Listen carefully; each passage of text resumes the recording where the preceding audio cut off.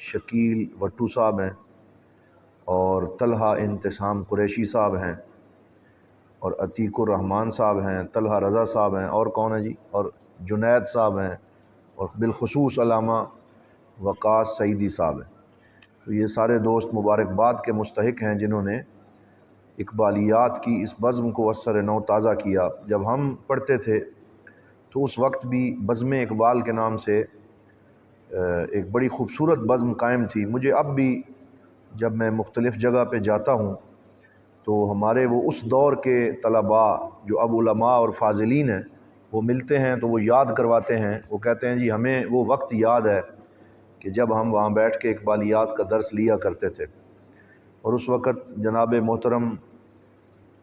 Professor doctor سعید احمد سعیدی صاحب جو ابھی نشان منزل کنونشن پہ آئے میرے ساتھ بیٹھے تھے، تو مجھے کہہ رہے تھے کہ اقبالیات کا سلسلہ پھر سے دارالعلوم میں شروع کریں۔ میں نے کہا جی دوستوں نے کر دیا۔ تو وہ بھی اس بات کی کمی محسوس کر رہے تھے۔ اسی طرح ہمارے ڈاکٹر سید عبد الرحمن شاہ صاحب، علامہ عبدالحکیم شرف قادری صاحب کے رحمۃ اللہ تعالیٰ علیہ کے صاحبزادے علامہ مشتاق احمد قادری صاحب بھی ہمارے سینئر تھے، تو مجھے یاد ہے کہ وہ بھی اقبالیات کا درس دیا کرتے تھے۔ اسی طرح علامہ ابو بکر صدیق صاحب جو اس وقت اسلامک یونیورسٹی میں لیکچرر ہیں، تو وہ بھی یہاں بزم اقبال کا درس دیا کرتے تھے۔ اسی طرح ہمارے مجھ سے جونیئر تھے لیکن بڑی اہل علم شخصیت تھے پروفیسر عبدالسلام سمر صاحب باولپور سے، وہ اس کا درس دیا کرتے تھے۔ تو میں نے یہ چند نام آپ کے سامنے لیے ہیں جن میں علامہ علی اقتدار صاحب کا نام بھی آتا ہے جو اس وقت سیالکوٹ نارووال سے ان کا تعلق ہے۔ تو وہ بڑے لائق فائق سٹوڈنٹ تھے اور یہاں اقبالیات کا درس دیا کرتے تھے۔ تو یہ ایک پوری تاریخ ہے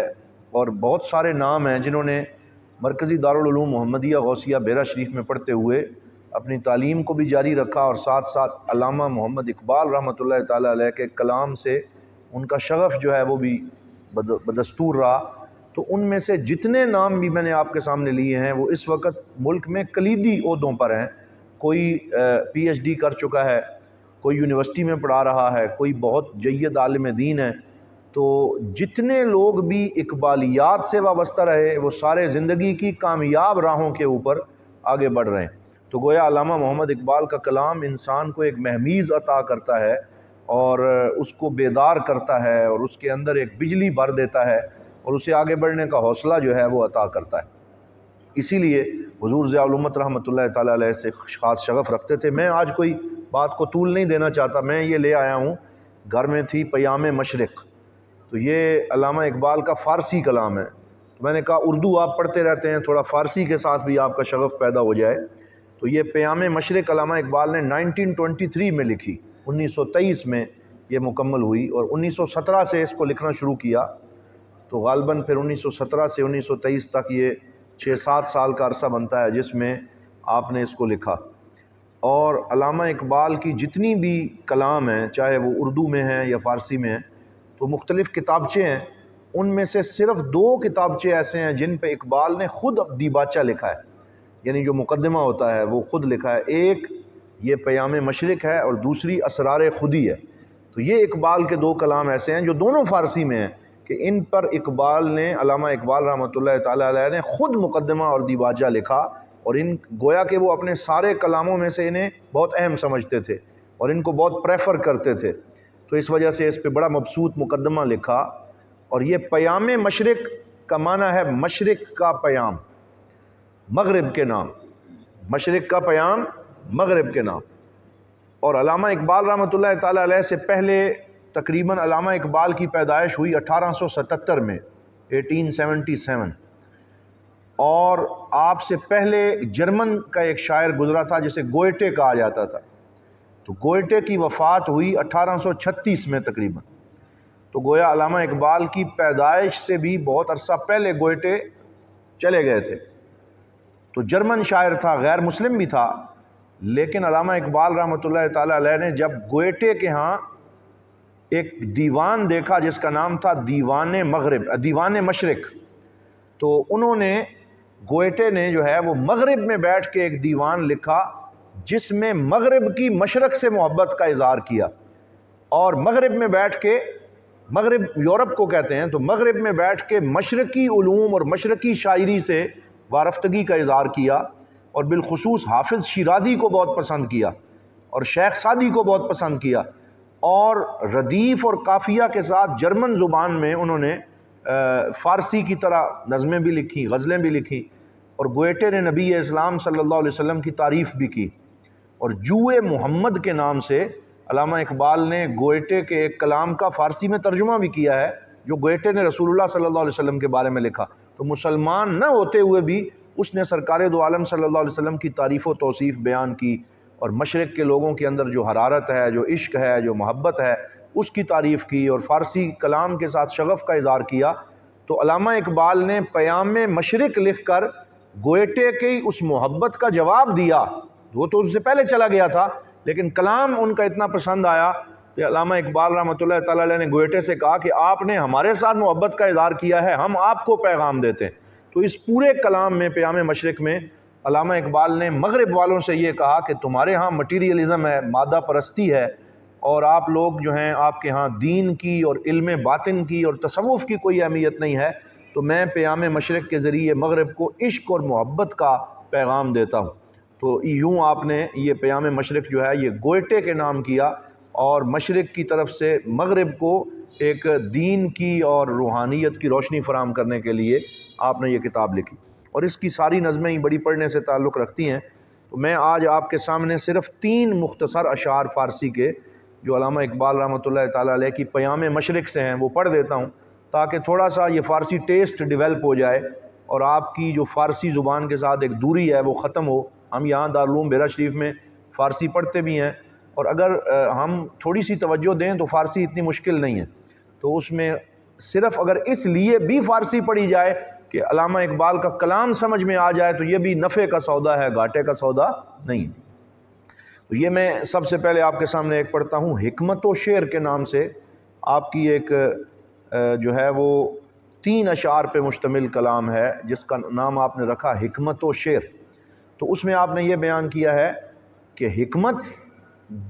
جو فلسفہ ہے، جو منطق ہے، آپ بھی یہاں شرح تہذیب پڑھتے ہیں تو آپ کو سمجھ ہوگی کہ حکمت خشک علوم کا نام ہے، جبکہ شعر جو ہے وہ محبت کے بغیر نہیں لکھا جا سکتا، اور اس میں عشق کی تڑپ شامل ہوتی ہے۔ تو اس اعتبار سے آپ نے حکمت اور شعر کی ڈیفینیشن کرتے ہوئے یہ شعر لکھا جو بڑا مشہور ہوا۔ آپ نے فرمایا، بو علی اندر غبار ناقہ گم، دست رومی پردہ محمل گرفت، کہ بو علی سینا جو بہت بڑے فلسفی تھے، اندر غبار ناقہ گم، تو یہ پوری ایک تشبیہ دی ہے کہ بو علی سینا اور مولانا روم یہ دونوں اپنے محبوب کا دیدار کرنے کے لیے نکلے، یعنی اپنی منزل کی طرف نکلے، اور دونوں منزل تک پہنچنا چاہتے تھے۔ تو بو علی اندر غبار ناقہ گم، تو بو علی سینا جو ہے وہ اونٹنی کی گرد سے اڑنے والی غبار میں گم ہو گیا، کیونکہ وہ صرف عقل کے ساتھ گیا تھا، اس کے پاس عشق نہیں تھا۔ تو عقل جو ہے وہ پیچ و تاب کے اندر اور راستے میں الجھ جاتی ہے، وہ پہنچ نہیں سکتی اکیلی جب تک اس کے ہاتھ میں عشق کی لگام نہ آ جائے، عقل صرف اکیلی منزل تک نہیں پہنچ سکتی۔ تو فرمایا کہ بو علی اندر غبار ناقہ گم، ناقہ اونٹنی کو کہتے ہیں، کہ محبوب جس اونٹنی پہ سوار تھا اس اونٹنی کے پیروں سے اڑنے والی گرد میں بو علی گم ہو کے رہ گیا۔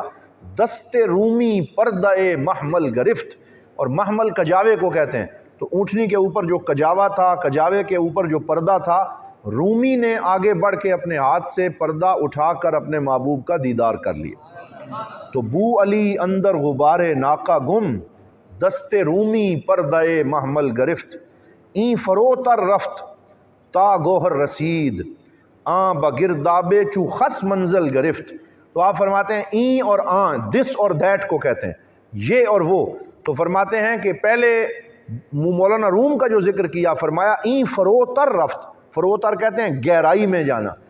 تو مولانا روم گہرائی میں چلے گئے، و تا گوہر رسید، اور وہ پانی کے نیچے تہ میں جو موتی ہوتا ہے اس تک پہنچ گئے۔ آں بگرداب چو خس منزل گرفت، اور جو بو علی سینا ہیں وہ پانی کے اوپر بننے والے گرداب جو ہوتا ہے، پانی کا وہ دائرہ،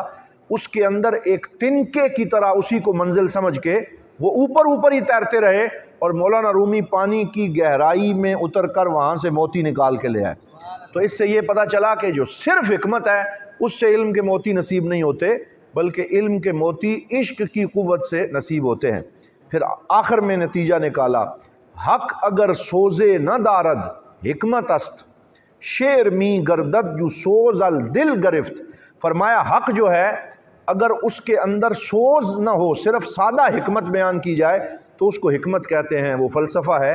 شعر می گردد چو سوز از دل گرفت، اور جب دل سے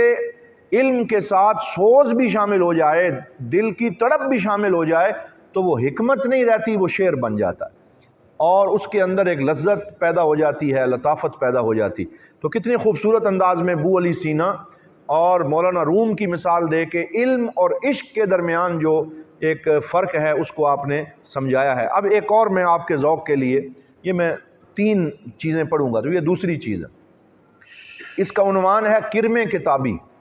یہ بھی 4 شعروں پہ مشتمل ہے۔ تو کرم کتابی کسے کہتے ہیں؟ کرم کیڑے کو کہتے ہیں، اور کتابی کیڑا۔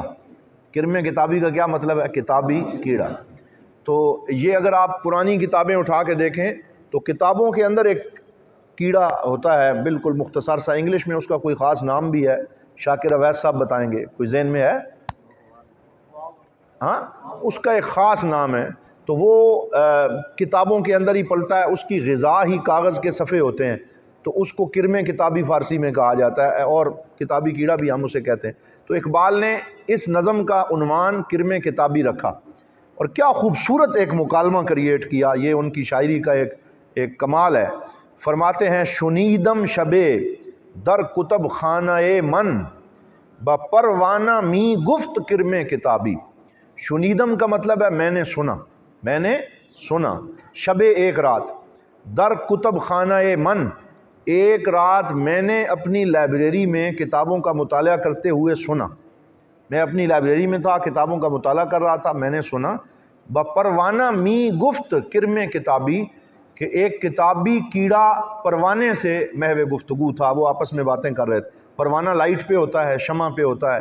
اور وہ کیڑا اس کتاب میں ہوتا ہے، تو وہ گویا کہ ایک کتابی کیڑا پروانے سے باتیں کر رہا تھا۔ وہ کیا کہہ رہا تھا؟ بَاوراقِ سینہ نشیمن گرفتم بسے دیدم از نسخہ فاریابی، کہ میں نے بو علی سینا کی کتابوں میں اپنا نشیمن کافی عرصے سے بنایا ہوا ہے، میں اس کی کتابوں میں رہتا ہوں اور اس کی کتابوں کو دیکھتا ہوں، اور بسے دیدم از نسخہ فاریابی، ظہیر الدین فاریابی بہت بڑے فارسی کے ایک متکلم تھے، تو ان کی بھی میں نے بڑے نسخے دیکھے ہیں، کیونکہ میں رہتا ہی کتابوں کے اندر ہوں۔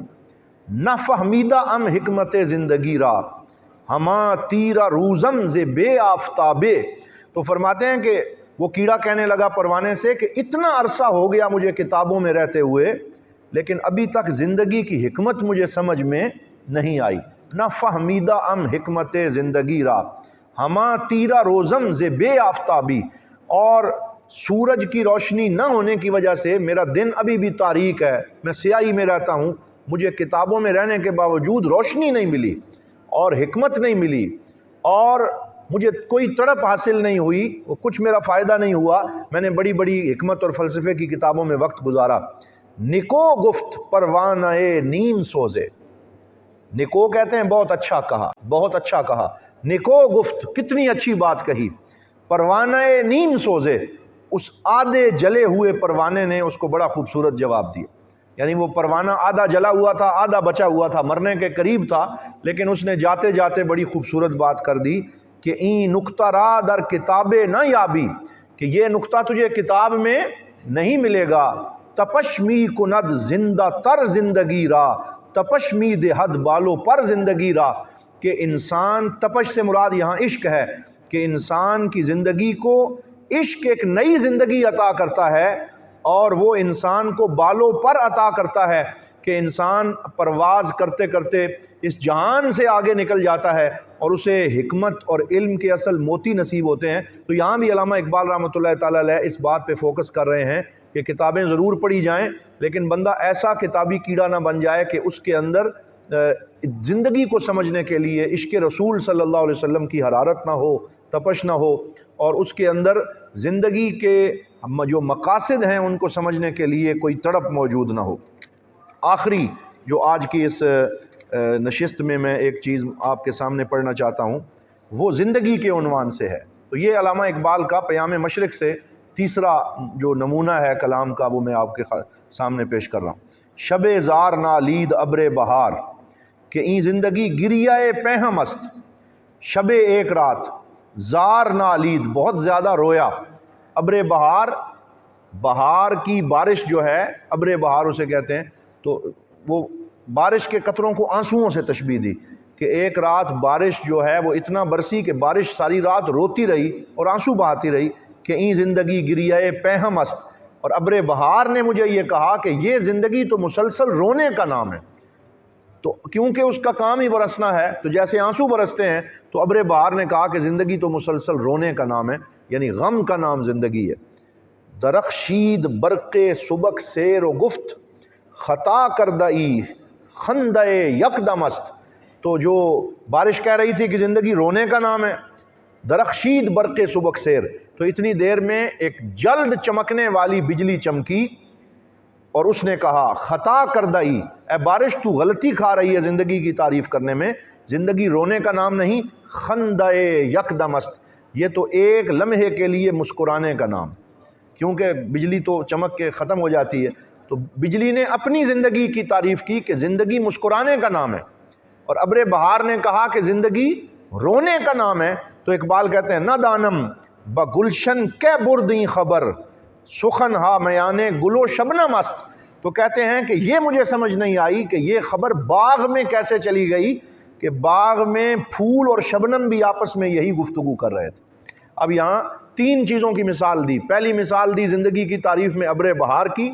کہ وہ کہتی ہے کہ زندگی رونے کا نام، پھر بجلی کی مثال دی کہ زندگی مسکرانے کا نام ہے، پھر پھول اور شبنم کی مثال دی، تو شبنم بھی کیونکہ ایک آنسو کے قطرے کی طرح ہوتی ہے اور پھول جو ہے ایک مسکراہٹ کی مانند ہوتا ہے، تو یہاں یہ نتیجہ نکالا کہ زندگی دو چیزوں کا نام ہے کہ کبھی زندگی میں غم آتے ہیں اور کبھی زندگی میں خوشی آتی ہے، نہ خوشی دائمی رہتی ہے نہ غم دائمی رہتی ہے، غم سے جب خوگر ہوا انسان تو مٹ جاتا ہے غم، مشکلیں اتنی پڑی مجھ پر کہ آسان ہو گئیں۔ تو یہاں علامہ اقبال رحمۃ اللہ تعالی علیہ نے تشبیہات اور استعارات کے ساتھ زندگی کی حقیقت کا بیان فرمایا، اور یہ علامہ کی عادت ہے کہ وہ مشاہدہ کرتے ہیں، اور کبھی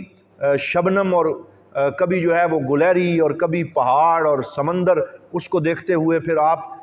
فطرت سے ہم کلام ہوتے ہوئے آپ شاعری کرتے ہیں۔ تو میں نے آج آپ کے سامنے علامہ اقبال رحمۃ اللہ تعالی علیہ کی فارسی کلام کے چند نمونے پیش کیے اور پیام مشرق کا مختصر سا تعارف پیش کیا۔ میں آپ سے یہ ضرور کہوں گا کہ جب آپ کو چھٹیاں ہوں، جب آپ کے پاس وقت ہو، تو علامہ اقبال رحمۃ اللہ تعالی علیہ کے فارسی کلام سے اپنا خصوصی شغف پیدا کریں اور پیام مشرق کو پڑھیں۔ پھر جو اسرار خودی ہے، جو علامہ کی کتاب ہے، اس میں علامہ اقبال نے اپنی معراج کا ذکر کیا ہے کہ میں عالم تصور میں 9 سیاروں کی میں نے سیر کی، اور ہر سیارے پہ کسی حکیم کے ساتھ، کہیں میری مرزا غالب کے ساتھ، کہیں مولانا رومی کے ساتھ، اور مختلف جو دیگر غیر مسلم بھی کچھ حکماء ہیں ان کے ساتھ ملاقاتیں ہوئیں اور ان کے ساتھ میری کیا گفتگو ہوئی۔ تو ایک معراج نامہ علامہ اقبال نے اپنا اسرار خودی میں لکھا ہے، اور اس طرح اسی طرح آپ کا ایک کلام جو ہے وہ مثنوی مسافر کے نام سے ہے، اسی طرح آپ کا ایک کلام پسچے باید کرد اے اقوام شرق کے نام سے ہے، جسے حضور ضیاء الامت رحمۃ اللہ تعالی علیہ سبقاً اپنے طلباء کو پڑھایا کرتے تھے۔ وہ مختصر سا رسالہ آپ کے فارسی کلام کے اندر موجود ہے۔ تو یہ سلسلہ جاری رہنا چاہیے، ہمیں علامہ اقبال رحمۃ اللہ تعالی علیہ کے اردو اور فارسی کلام کے ساتھ بالخصوص جو ایک شغف ہے اس کو بحال رکھنا چاہیے۔ علامہ ایک جگہ پہ فرماتے ہیں کہ میں دعوے سے یہ بات کہتا ہوں کہ میری زندگی کا کوئی کلام اور کوئی شعر بھی قرآن کی تفسیر سے خالی نہیں ہے، میں نے جو لکھا ہے وہ رب کے قرآن کی تفسیر بیان کرنے کے لیے لکھا، بلکہ یہاں تک کہتے ہیں کہ یا رسول اللہ صلی اللہ علیہ وسلم، اگر میرے کلام کے اندر قرآن کی روح موجود نہ ہو تو قیامت کے دن مجھے آپ کی شفاعت نصیب نہ ہو۔ یعنی اتنا انہیں اپنے اس کلام پہ یقین ہے کہ آپ جو ہے وہ اس طریقے سے اپنا کلام لکھا کرتے تھے کہ اس میں قرآن حکیم اور حضور صلی اللہ علیہ وسلم کی محبت سے اس کی تفسیر پیش کیا کرتے تھے۔ تو آج اختصار کے ساتھ، میں زیادہ لمبی کیونکہ آپ کے آگے امتحانات بھی ہیں اور آپ نے ان کی تیاری بھی کرنی ہے، مجھے دوستوں نے دعوت دی کہ اقبالیات کے حوالے سے کوئی بات کی جائے، تو میں نے مناسب سمجھا کہ فارسی کلام کی تفہیم کے حوالے سے مختصر سی گفتگو کی جائے۔ دعا ہے اللہ رب العزت ہمیں علامہ اقبال رحمۃ اللہ تعالیٰ علیہ کے کلام سے مزید شغف عطا فرمائے۔ وآخر دعوانا ان الحمد للہ رب العالمین۔